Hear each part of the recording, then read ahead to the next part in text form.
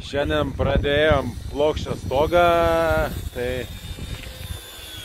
parodysim, kaip parapetus darom su polistirolu neišmūrintas.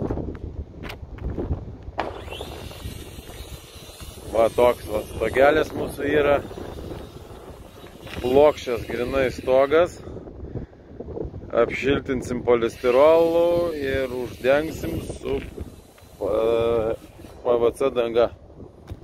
Va, kraštai visur yra užbetonuoti, viskas. Čia stoglangių porą nusimato. Ir šičia, vat, tokia pastogė bus, tai čia iš medžio bus padaryta. Šita vieta. Va, šitam name bus parapetai pilnai, be jokio mūro, be jokio betonavimo, viskas bus iš polistirolo, be jokių nesąmonių, šilti ir stiprus.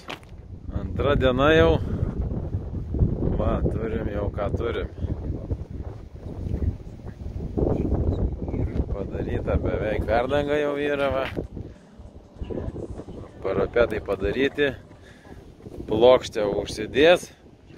Ir susivienodins su aukštis, čia apšildinimo bus aukštis 30 cm ir sueis į vieną lygį su šitu aukščiu. Ir tada nuolydinį susidės ant viso bendrai. Nu čia šitą, kaip čia pasidarys, parodysiu po kelių dienų eigoje.